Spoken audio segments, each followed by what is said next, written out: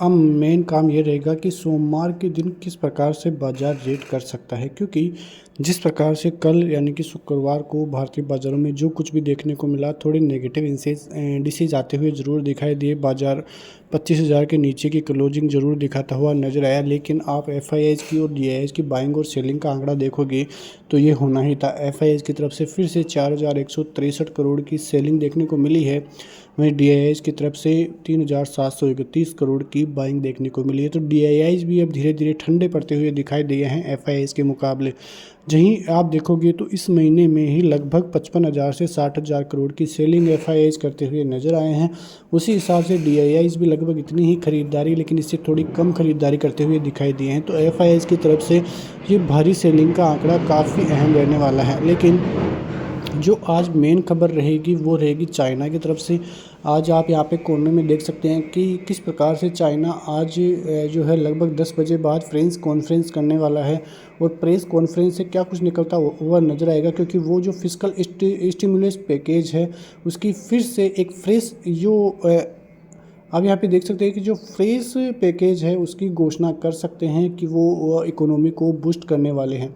और यदि ये होता है तो बहुत ही ज़बरदस्त होने वाला है। और ये जो चीज़ है वो बाज़ार बंद होने के बाद यानी कि शनिवार को, यानी कि आज के दिन होने वाली है, तो सोमवार को इसका असर भारतीय बाज़ारों पर कन्फर्म देखने को मिलेगा। क्योंकि जिस प्रकार की तेज़ी चाइनीज़ बाज़ारों में पिछले कुछ दिनों से हो रही है, उसका नेगेटिव इम्पैक्ट भारतीय बाज़ारों पर ज़रूर पड़ता हुआ दिखाई दिया है, ये तो आप भी समझ सकते हैं। तो इस खबर का पूरा इम्पैक्ट भारतीय बाज़ारों पर तो पड़ने ही वाला है। लेकिन रिजल्ट सीजन चालू हो चुका है, टीसीएस के नतीजे खराब आए तो कल 2% से ज़्यादा की गिरावट वहाँ पे देखने को मिली। लेकिन सोमवार का दिन खास रहने वाला है, क्योंकि सोमवार को रिलायंस इंडस्ट्रीज़ के नतीजे आएंगे, और वो नतीजे भी बाज़ार बंद होने के बाद आएंगे, तो उसका पूरा इम्पैक्ट मंगलवार के दिन पड़ने वाला है। उसके अलावा 17 तारीख को फिर इन्फोसिस के नतीजे आने वाले हैं, और फिर रिजल्ट का जो अच्छा सीज़न है वो चालू हो जाएगा कि किस प्रकार से रिजल्ट्स जो है सभी कंपनियों के आते हुए दिखाई देते हैं। लेकिन पूरा इम्पैक्ट उसका भारतीय बाज़ारों पर पड़ता हुआ नजर आएगा। अब स्टॉक वाइज अब यदि आप जाते हैं तो आपके लिए अच्छा रहेगा, क्योंकि जो ये हफ्ता रहा है बाज़ार के लिए कुछ खास नहीं रहा है। निफ्टी बैंक निफ्टी के लिए थोड़ी बहुत गिरावट ही देखने को मिली है, लेकिन मिड कैप और स्मॉल कैप में करीब 1 से 1.5% तक की तेज़ी अभी भी जारी है। तो बाज़ार में कोई बड़ा करेक्शन होना रहता तो मिड कैप और स्मॉल कैप में बड़ी गिरावट रहती, लेकिन इतना कुछ देखने को नहीं मिल रहा है। इससे साफ संकेत है कि भारतीय बाज़ार अभी भी स्ट्रॉन्ग पोजीशन रखे हुए हैं। बाज़ार में यदि 700 का लेवल करता है, लेवल ध्यान से सुनिए, 24,700 का लेवल करता है, तो फिर दिक्कतें भारतीय बाज़ारों में बढ़ेगी।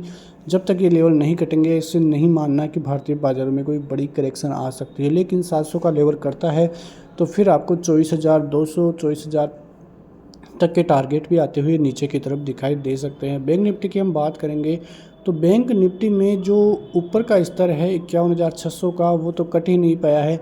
वो कटेगा तभी मानना है कि बाज़ार का जो है ट्रेंड पॉजिटिव होता हुआ दिखाई दिया है। नीचे की तरफ देखोगे तो 50,800 का एक अच्छा खासा सपोर्ट आपको देखने को मिलेगा। थोड़ा बड़ा है लेकिन अच्छा खासा काम करता हुआ नजर आएगा। यदि ये लेवल टूटता है तो फिर आप 49,000 की जोन में भी आ जाए तो कोई बड़ी बात नहीं है। तो इन लेवल्स को आप ध्यान रखिए। निफ्टी में 25,200 के ऊपर जब तक नहीं जाएगा, बाज़ार का ट्रेंड ज़्यादा पॉजिटिव देखने को नहीं मिलेगा। लेकिन अमेरिकी बाज़ारों की बात करें तो अमेरिकी बाज़ारों की तरफ से ऐसे कोई नेगेटिव संकेत नहीं है। अमेरिकी बाज़ारों में इन्फ्लेशन के नतीजे आए, जॉब क्लेम के नतीजे आए, वो ठीक ठाक ही आए हैं, थोड़े नेगेटिव आए हैं, लेकिन फिर भी उनका असर अमेरिकी बाज़ारों पर ज़्यादा देखने को नहीं पड़ा था। और फिर अमेरिकी बाज़ारों में फिर से तेज़ी ही देखने को मिली थी, ज़्यादा कुछ होता हुआ नज़र नहीं आया था। वहीं जो फेड की मिनट्स थी उसमें साफ आया था कि इस बार 50 बेसिस पॉइंट की दर से रेटें कम नहीं होगी। जो रेटें कम होगी वो केवल 25 बेसिस पॉइंट की दर से ही रेटें कम रहने वाली है। तो उस हिसाब से देखें तो फिर भारतीय बाज़ारों का जो रुझान है वो पॉजिटिव हो सकता है यदि ऐसी खबरें आती है तो।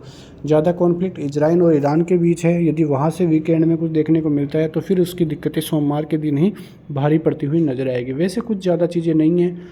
अब नज़र रखनी होगी सोमवार के मार्केट पे कि कैसा बाजार करता हुआ नजर आता है। मिलते हैं नेक्स्ट वीडियो में, तब तक के लिए नमस्कार। जय हिंद, जय भारत, वंदे मातरम।